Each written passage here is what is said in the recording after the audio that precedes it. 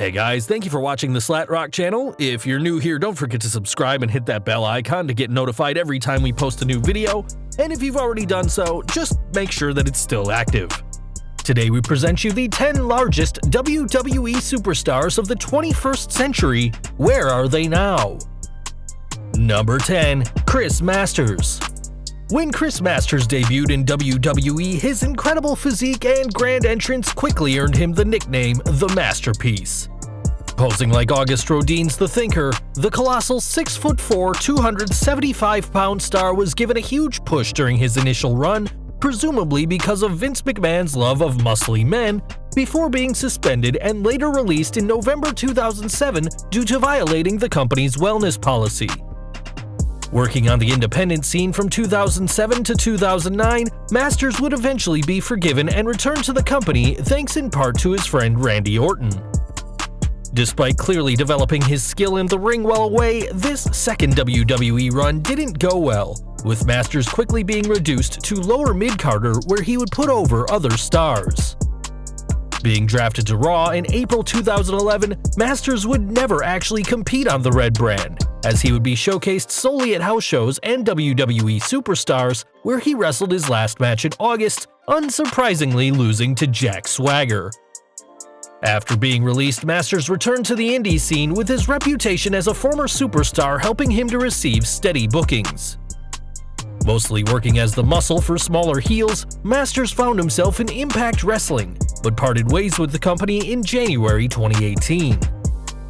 While the future may be unclear for the Masterpiece, his success outside the company must certainly be impressive to WWE executives, meaning a return to WWE may be on the cards. Number 9. Nathan Jones. There's fewer better ways to start your career than aligning with one of the WWE's biggest stars ever, The Undertaker. But despite debuting with a lot of hype, the gargantuan 6'11" Nathan Jones quickly lost his push in the worst way, as the company decided he was too green to appear at WrestleMania 19, pulling him from a tag match with the Deadman at the last minute. Returning months later as a psychotic heel, the 330-pound star overpowered many opponents on SmackDown, though left the company as he was tired of the hectic schedule. After competing on the indie scene for several years, Jones would find himself in TNA Wrestling, though would never compete for the company, as an accident with a cement mixer left the Australian's left arm with severe nerve damage. Walking away from wrestling entirely not long after, Jones has been far more successful as an actor, working with some of Hollywood's biggest stars. Whether it be working alongside Brad Pitt in Troy, Tom Hardy in Mad Max Fury Road, or Stone Cold Steve Austin in The Condemned, it's clear that Jones's massive frame and imposing look has made him into a great villain on the big screen. Number 8. Judas Devlin. Many fans will never have heard of Judas Devlin, but if things had panned out differently, he may have been one of WWE's top stars. Signing with WWE in 2012, Devlin's 6'5", 233-pound size made him an impressive big man, with the company putting him in FCW and even considering him to be a part of the Wyatt family later in NXT. Once in NXT though, Devlin failed to make an impact, competing almost exclusively at house shows before being released in 2014 after a severe spinal injury. Never one to give up though, Devlin would keep competing and made his biggest splash when he joined Lucha Underground in 2016, where he captured the company's Trios Championship. Despite being killed off on the show by a sword-wielding Johnny Mundo, Devlin has continued to remain relevant, working several independent promotions and even appeared on the 2015 edition of Big Brother, where he came in 5th. That same year, Devlin would reconnect with WWE, though as one of several former superstars who spoke out against NXT trainer Bill DeMott. Alongside such stars as EC3, Devlin claimed that DeMott made rookies perform dangerous drills and often bullied talent, using homophobic and racist slurs while also condoning sexual harassment. Devlin's comments, as well as statements by others, caused a PR nightmare for the company, and while DeMott has denied the allegations, he resigned from WWE in March 2015, saying he wanted to, quote, avoid any embarrassment or damage to the company. Number 7. Braden Walker. When TNA's Chris Harris jumped ship to the WWE, many fans wondered how the former tag team champion would fare on his own. Unfortunately for Harris, his new character Braden Walker was doomed from the start, with the name itself sounding like a G.I. Joe character instead of a WWE superstar. Despite being 6'6" and 232 pounds, it was clear to all fans that Walker was overweight and rusty after not competing for 6 months following his WWE signing. After an embarrassing promo where Walker said he was going to, quote, knock your brains out, Walker appeared on the ramp, hands on hips, as if he'd already given up on his character. After 2 sloppy matches, the company quickly released him in 2008, with Harris reuniting with James Storm in TNA not long after. Despite his short WWE tenure and it being over a decade ago, the character has become a running punchline for many wrestling fans. The more creative of these jokes have included a promotional video for Walker being inducted into the WWE Hall of Fame and a 3-disc box set of the character's best moments and matches, yes, all 2 of them, as part of the company. Now 44 years old, Harris remains active on the independent scene, where he isn't hesitant to tell interviewers how much he despised Braden Walker. Number 6. Matt Morgan. At 7 feet tall, Matt Morgan is the tallest superstar on this list, which you'd think would have guaranteed him a world title run. After all, there have been plenty of giants who have captured the world title, with names like The Big Show, Kane, and The Great Khali all coming to mind. The first time fans saw Morgan was on the 2nd season of Tough Enough, and while he had to leave the show due to injury, the 330-pounder was signed to the WWF in 2002. Debuting in OVW in October as The Blueprint, Morgan dominated the brand for the year, before joining the main roster where he was reportedly to become Abel, the 3rd brother to Undertaker and Kane. Upon appearing on SmackDown, Morgan failed to impress, as his in-ring ability and mic skills left much to be desired. Being sent back down to OVW didn't help either, and by the time Morgan resurfaced on the Blue brand, it seems the company wanted to accentuate his shortcomings, giving him the gimmick of a stuttering monster defensive over his speech disorder. Leaving in July 2005, Morgan competed in Europe and Japan before finding a new home in TNA, where he competed as both a heel and a face, winning the company's tag team titles twice. Leaving the company in 2013, Morgan returned briefly in 2015 and 2017, but has turned to other ventures, providing reviews of WWE programming for Wrestling Inc., and even became District 4 City Commissioner of Longwood in 2017. Number 5. Tyler Rex. Joining WWE in 2008, Tyler Rex had a very unique look, as his long dreadlocks only accentuated the massive height and size of the 6'5" superstar. After a year in FCW, his big break came in ECW in June 2009, debuting as a surfer in a backstage promo with Zack Ryder. Unfortunately for the 246-pound star, the gimmick didn't exactly get over, with Rex being repackaged as a brooding monster with no mention of his fun-loving ECW days. Rex would quickly drop down the company's totem pole, becoming a part of a jobber tag team with Kurt Hawkins and another gimmick change.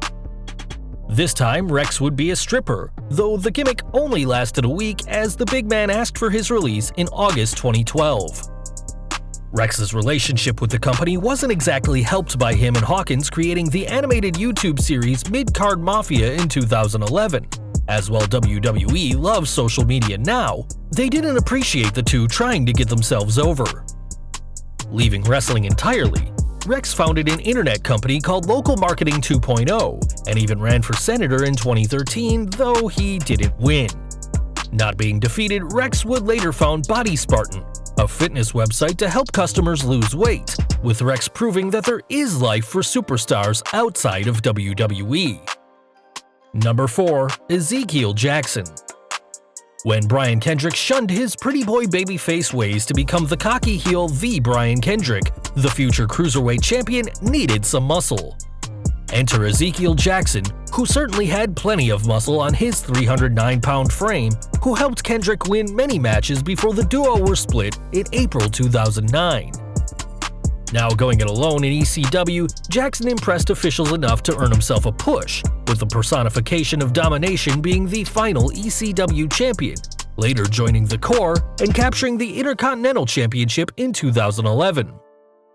After losing the title to Cody Rhodes, though, things would quickly head south for Jackson, as a series of injuries derailed his WWE career, with the company releasing him on April 6, 2014, bizarrely, the same day as WrestleMania 30. Joining Lucha Underground as Big Rick not long after, Jackson found himself once again in an evil stable, where the ginormous 6'3" star once again provided the group's muscle. Not wanting to be tied down to just one promotion, Jackson also joined TNA that same year, appearing alongside fellow WWE alum Gene Snitsky, aligning with Dixie Carter. As the final ECW champion as part of WWE's third brand, Jackson claimed to be the personification of hardcore wrestling, much to the chagrin of the actual ECW talent, including Bully Ray, Devon, Rhino, and Tommy Dreamer.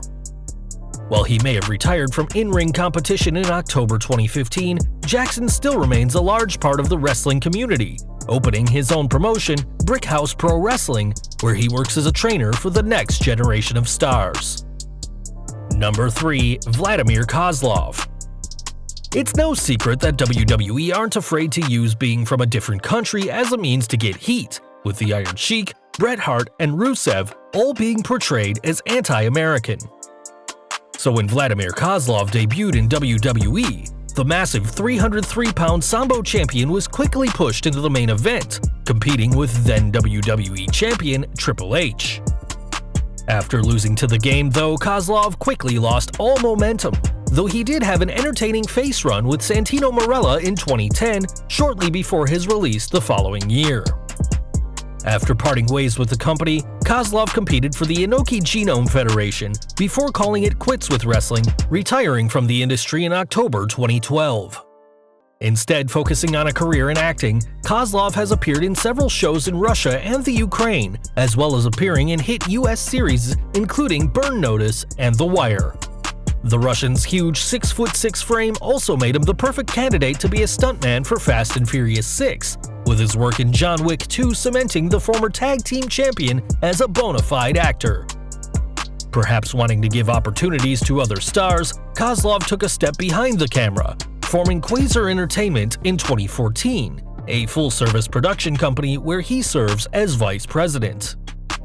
Despite leaving wrestling, Kozlov has maintained his incredible physique, meaning the company are probably regretting releasing him in 2011. Number 2. Tyson Tomko.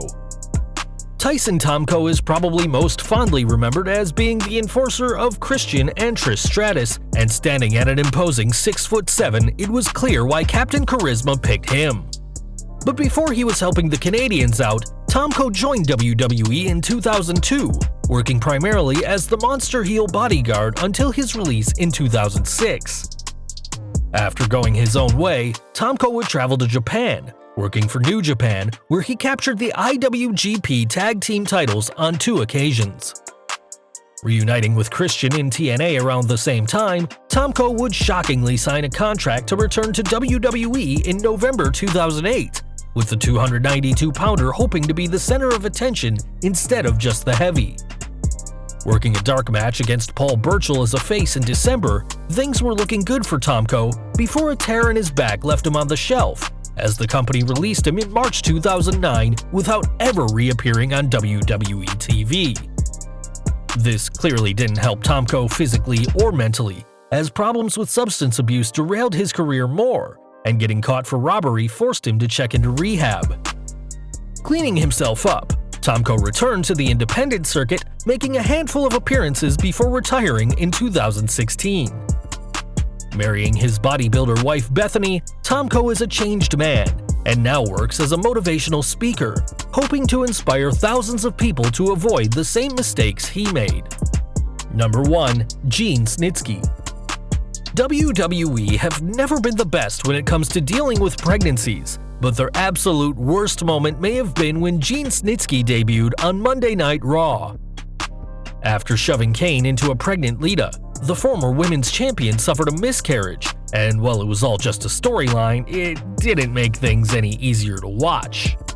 Playing the role of a psychotic heel, The plan was for Snitsky to go over Kane, though the objectively massive 6'8" Snitsky was dwarfed by Kane, and after failing to live up to the hype, he was quickly downgraded to a lower mid-carder.